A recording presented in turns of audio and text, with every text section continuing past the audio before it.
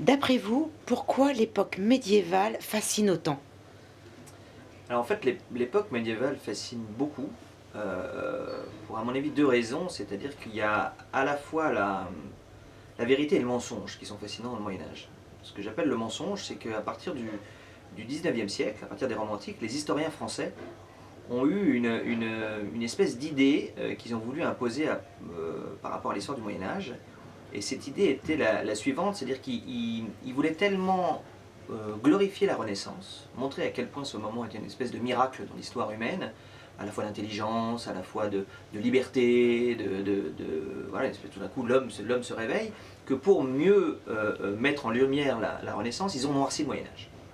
L'idée c'est que tout d'un coup, pour dire à quel point c'était un miracle, c'est qu'on sortait tellement de 1000 ans d'obscurantisme, d'asservissement, de mainmise de l'Église noire. Voilà.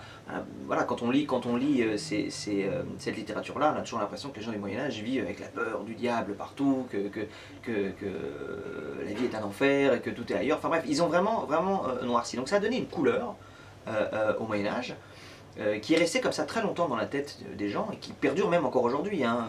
D'ailleurs, l'expression médiévale, c'est souvent pour dire que les choses sont absolument atroces. Donc ça a donné toute une littérature, en plus fantasmée et fantasmagorique, puisqu'on a mis des croyances, des superstitions, tout ça. Vraiment, ça a donné une espèce de monde assez romanesque, en fait, d'une certaine manière.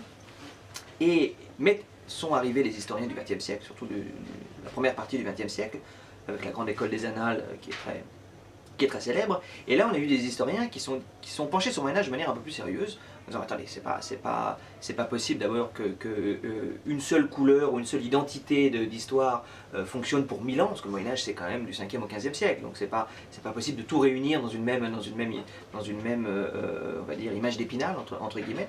Et là, il y a énormément de travaux.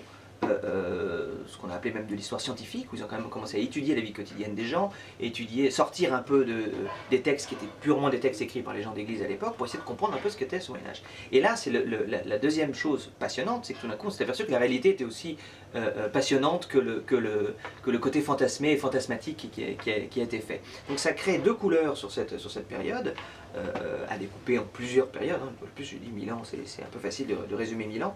Et disons qu'aujourd'hui, pour les romanciers, pour les cinéastes, pour les raconteurs d'histoire, le Moyen-Âge est un terrain de jeu absolument formidable, parce que vis-à-vis du public, vis-à-vis des lecteurs, on joue sur ces deux choses. C'est qu'on a raison d'aller dans le côté fantasmé ou fantasmagorique ou noir qui a quand même existé d'une certaine manière, et d'un autre côté, on a plein d'éléments aujourd'hui historiques qui nous montrent que les gens vivaient à plein de niveaux comme nous. C'est-à-dire qu'il y avait voilà, comment ils mangeaient, comment ils s'habillaient, comment ils vivaient, comment était organisée l'éducation, la vie quotidienne des gens, tout d'un coup. Et donc ça rapproche le Moyen-Âge, ça nous le rapproche en tout cas.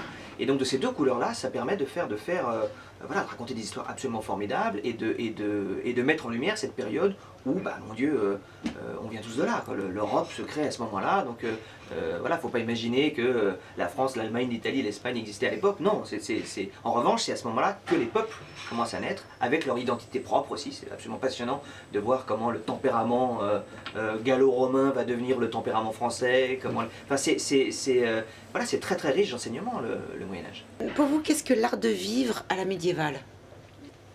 Qu'est-ce que l'art de vivre à la médiévale?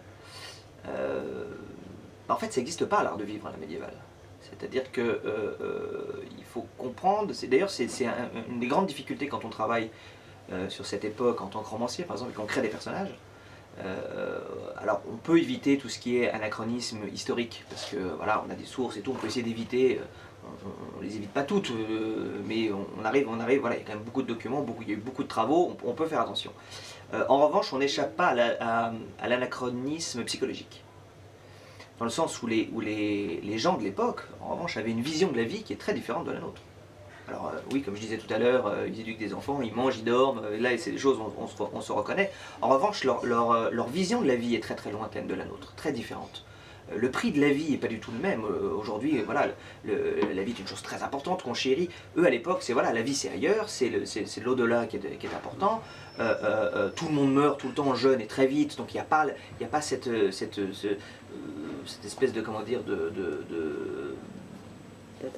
ouais, d'attachement, de peur de la mort, de tout ça que nous on vivrait. Voilà. Le prix de la vie est pas voilà, un enfant qui meurt aujourd'hui, c'est évidemment un drame absolu. À l'époque, c'est un enfant qui ne meurt pas qui est une bonne surprise plutôt. Donc je caricature un peu, mais il y a un peu de ça. Et surtout, voilà, il n'y a pas de l'idée il faut profiter de la vie parce que après il n'y a plus rien. Eux, vraiment, ils ne font que préparer la vie de l'au-delà. Donc l'art de vivre tel qu'on l'entend nous aujourd'hui, je pense que c'est une notion extrêmement étrangère à l'homme du médiéval.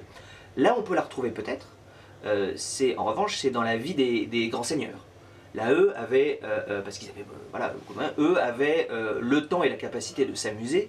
Donc peut-être là, on peut dire, voilà, il y avait un art de vivre, de la fête, de l'amusement, voilà, surtout dans la deuxième partie du Moyen-Âge, hein, on va voir arriver les troubadours, les bouffons, un prémisse de théâtre, des choses qui échappent un petit peu à l'Église.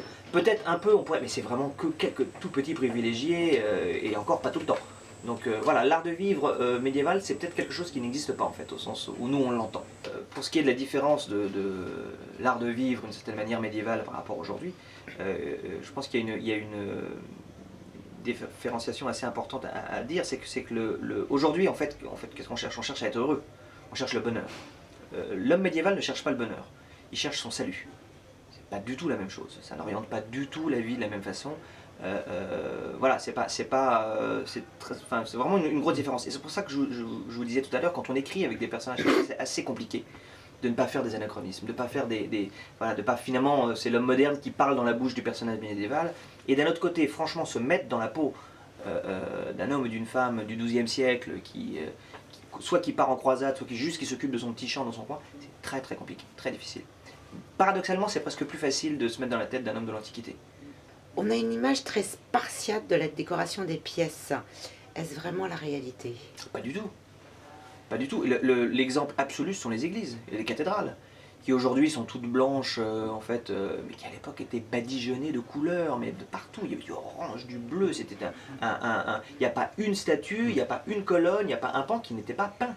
C'est vraiment, c'était beaucoup plus coloré, beaucoup plus coloré que ça, beaucoup plus vivant. En matière de décoration, quel est le meuble qui représente le mieux cette époque?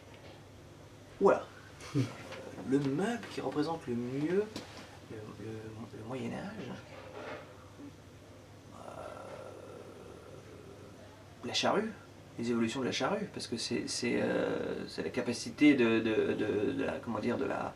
l'agriculture qui va énormément développer, qui va créer. Alors c'est assez amusant parce que là en fait l'agriculture va se développer, s'automatiser pour l'époque, hein, bien sûr que c'est juste qu'ils vont avoir des nouveaux moyens qui vont. Et ça va amener étrangement à augmenter la ruralité. C'est-à-dire qu'il va y avoir besoin de moins de gens dans les campagnes, du coup, presque moins de travail, enfin, ça peut même rappeler sur des échos d'aujourd'hui. Et parce que le Moyen-Âge, c'est quand même l'explosion de la ville. C'est un vrai point important, c'est que c'est le début des grandes cités.